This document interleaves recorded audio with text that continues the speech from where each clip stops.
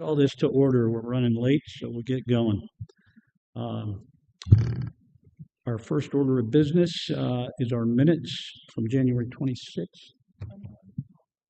What's that? Oh, I'm sorry. My mistake. Paul is our first order of business. We need to allow him to join electronically. And so do I have a motion? Karen and Betty, please vote.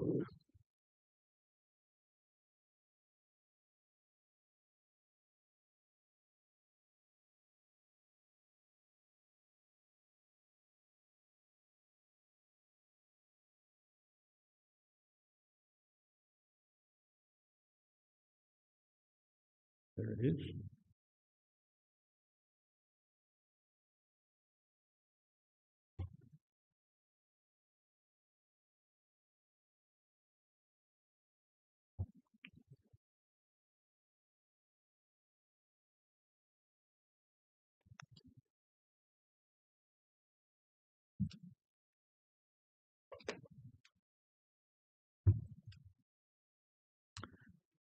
Motion carries. Paul, you there? Yes, I am. Thank you. Welcome aboard.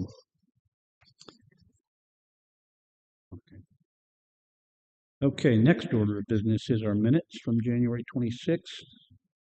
Anybody have any additions or corrections? I'm sorry, motion by Paul, or excuse me, Phil and Marcia. Anybody have additions or corrections to the minutes? Hearing none, please vote.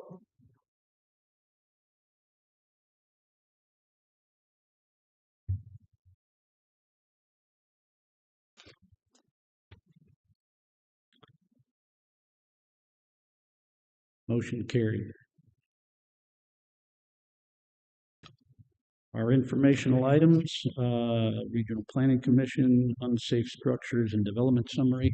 I assume you've all read, so a motion to receive and place on file. We don't need a motion. Okay. But do we vote? Do we vote? Okay. All right. Received and filed. We'll move straight to zoning cases then. Zoning case ZBA 2026-0004, petition of James and Heidi Golden. Need a motion to put that on the floor. Phil and Betty, thank you. Andrew, you are up. Thank you, Mr. Chairman. This is the two cases you have on your agenda under zoning cases have been filed concurrently. Essentially, I'll describe them both here. What we have first is a rezoning request from the A1 Agricultural Preservation Zoning District to the A2 Agriculture Zoning District. The petitioner proposes to rezone 14.76 acres in order to operate a landscape contractor business at this location. Landscape contractors are not allowed in the A1 zoning district. The petitioner has been operating Golden Landscaping Services at this location for roughly 7 years. At this time, he's wishing to expand his business with the construction of a building that's going to house supplies, it's going to house vehicles, and it's going to allow him to have more materials on site. So essentially, we're allowing a small business to expand in rural Peoria County rather than having to relocate to maybe a commercial or industrial space. He's able to do so from the confines of his own property. He is a landscape contractor, not in the sense of he's doing, mowing lawns, but more so in the decorative segment, doing the design work, doing the installation, stone work and such. So he does have 3 employees at certain times. He's got some equipment. We've added the restriction in the second case that the storage of goods and materials is limited to inside the structure. We're working with the petitioner to identify clearly what that means, what can be outside, what can be inside. He does also farm at this property, so some of the equipment is for his on-site production. Kind of a blur of the two cases together, but the first case specifically is to rezone from A1 to A2 so that we can then move forward with a special use in the A2 zoning district. I will add a couple of comments because I've done some studying for this particular case, and that is that it is not a retail business. The amount of traffic coming and going will change by perhaps the employees who work for him, of which now there are 3, and there is no retail activity there, and deliveries will come and go into that shed as you see the drawing on your site plan. Further, the current paperwork shows that the health department recommended moving his septic line so that it can't be crushed by heavy truck traffic. He has done that, and I'm assured that it is complete by Andrew. So it looks to me like this application is in a little bit better shape than on its surface. So make sure everything's out there. Does anybody else have anything on this or questions for Andrew? Chairman Dillon? Andrew, just a quick question for clarification. So building the extra structure and dividing this is for a business that he has or for an ag business? This is for a business that he has, that he operates from this location. The building will also be used for some of his agricultural storage needs, but it is for Golden Landscaping Services, is how we are requiring him to go through this particular process. So Had he not had this business at this location, this perhaps could have been permitted in a different fashion. The size is not under any consideration. In an ag district, if you go more than 5 acres, there's no size restriction. So we're strictly looking at the use of the building due to the Golden Landscape Services. So when permits are pulled, it will be for non-ag related. Correct. Okay. And the only reason that I ask this is I feel it's been an injustice in other parts where people have been applying for ag buildings that were not intended to be ag buildings, where they become basically giant man caves with TVs and side-by-sides in it. There's no provable business or relations that it's even ag permitted. So I just wanted to make sure that this was not going to fall underneath terms like that. And Mr. Golden did not apply for those pretenses. Okay. So just to clarify, that was never any part of the discussion. He inquired as to what would need to happen to build the building, and then unfortunately it was determined that he had to go through this extended process before he could get his permit. Okay. Thank you. Any other questions or comments? Hearing none, please vote.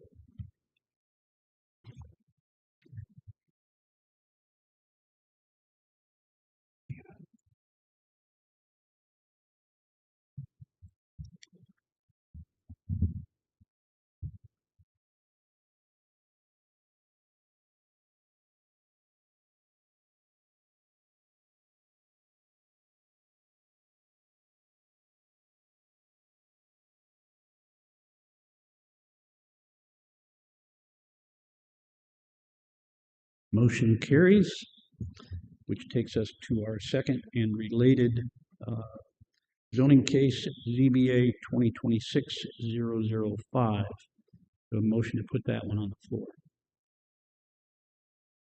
Karen and Betty, thank you. You two are holding the thing together today. If you weren't motioning, we'd be still sitting here. This is James and Heidi's Golden request for a special use to now operate the business in this location, now that its use has been determined. Andrew? Thank you. I'll read the formality of it. It's a special use request from section 20-5.2.2.2.e of the Unified Development Ordinance, which allows for landscape contractors, provided the minimum lot size is 2 acres, no retail sales are permitted, and the business shall not be located in a recorded subdivision. The petitioner proposes to operate a landscape contractor business in the A2 agriculture zoning district. So I'll just incorporate all the testimony that I previously provided. And then once again, I did fail to mention there was a staff report that offered a recommendation of approval, and the Zoning Board of Appeals recommended approval as well. In this case, there was a restriction that it be contained to no outdoor storage of goods or materials related to the business. Comments or questions for Andrew? Hearing none, please vote.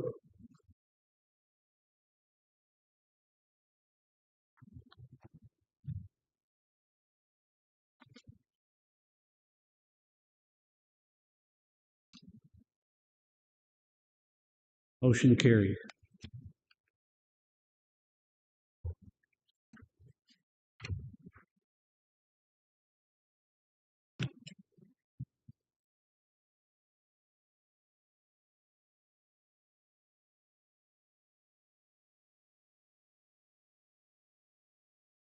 Mr. Golden, do well in your new business. Not new, but new location.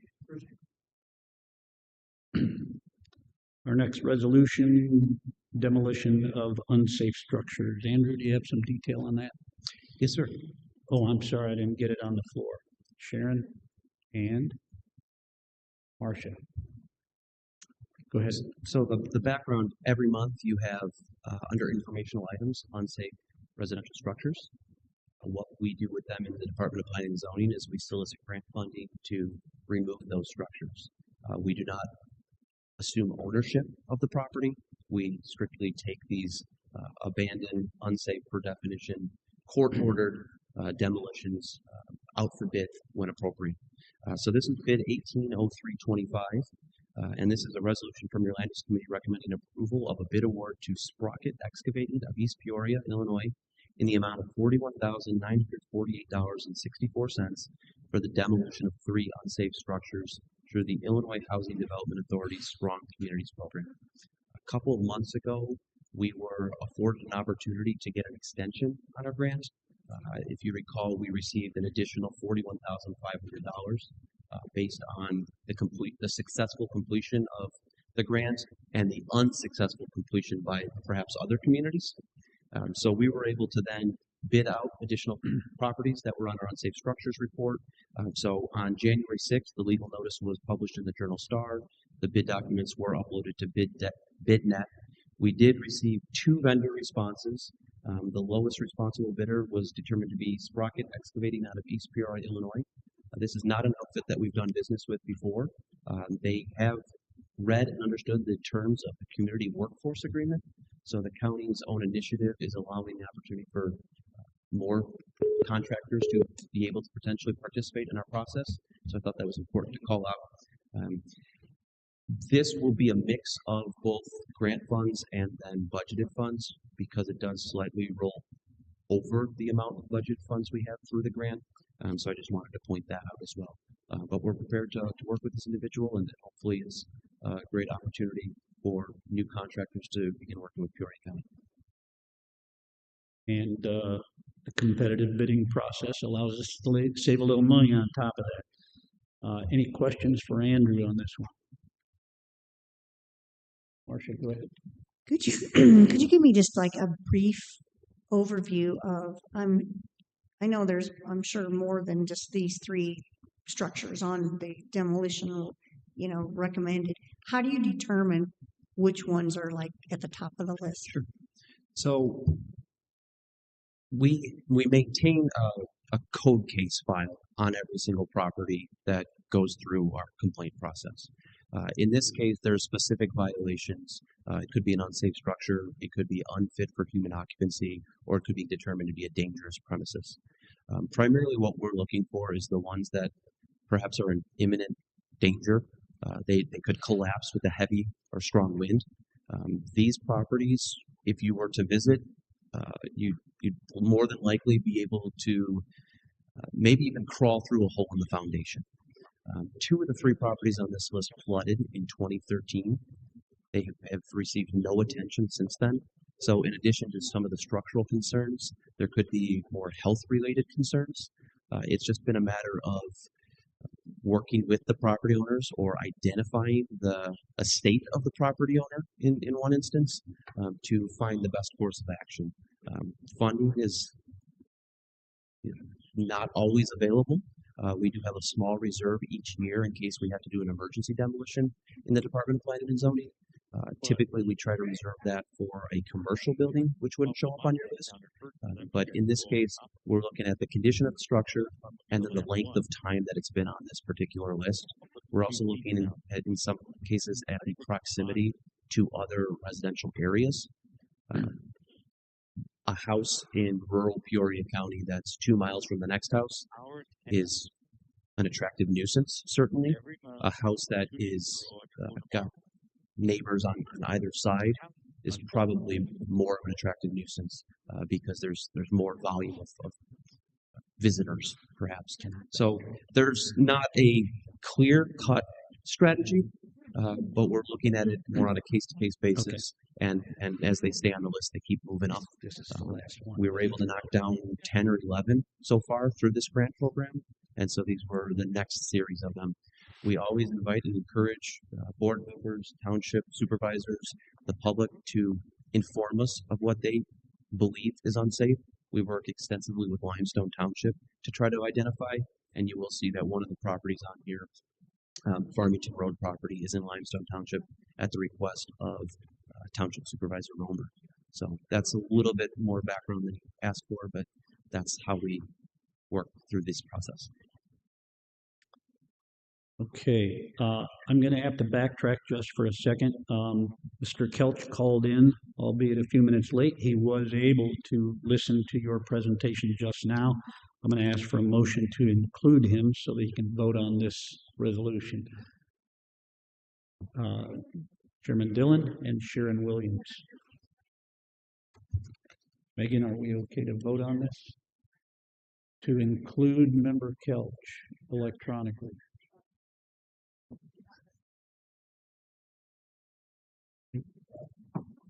We can do a voice vote.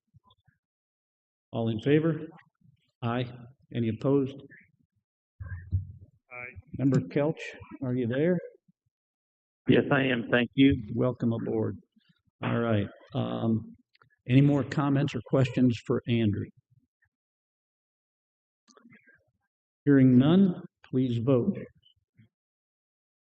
And I will assume that Member Kelch will vote by voice.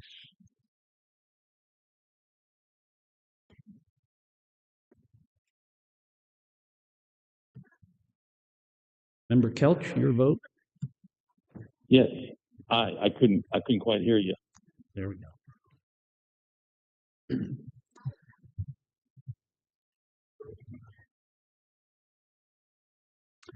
Motion carried. That takes us to public comment, and in spite of the fact of how exciting our meetings are, I don't see anybody here for that. No public comment. Miscellaneous. Start with Jimmy. Bill, you're up, Member Williams.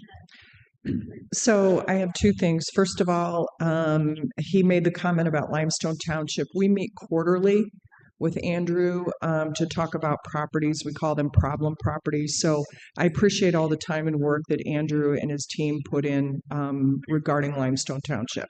Second of all, if Andrew could give us an update on the comprehensive land use plan. Yeah, absolutely, Member Williams, and thank you for this opportunity. So the Comprehensive Land Use Plan, Peoria County 200 plus, kicked off at the Bicentennial Block Party back in October. We went through a substantial public engagement process, direct mailings, pop-up events, meeting with individual groups.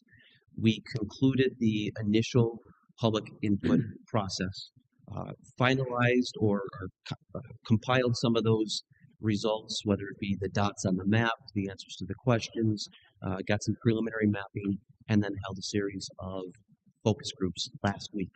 So last week we had a workshop for employment centers, where perhaps economic development was the main theme. We had a workshop for neighborhoods. We invited municipalities, townships, other units of local government. We had a topic on agriculture and was hosted by the Farm Bureau. And then we had a workshop for open space and conservation and invited some of the environmentalists and some of those special interest groups. We reviewed the initial results looked at some of the very preliminary land use mapping, and now we're going to be able to really put that together into a format that we can deliver as part of really start showing the results of the first phase to the public. It is our intention to add an additional informational item to the land use committee agenda each month, so we can give everybody an update on the process, where we've been, where we're going, what meetings we might have scheduled, where we're going to be in the community, because it really is a public process, and we want to ensure that at such time where we come forward with the plan, nobody feels like they didn't have an opportunity to be heard, and to make sure that their input was well received. So right now we're kind of putting together the sketches and the ideas that we collected last week, and hopefully in the next couple of weeks we've got some more information on where maybe March or April will take us. So thanks for that question. Again.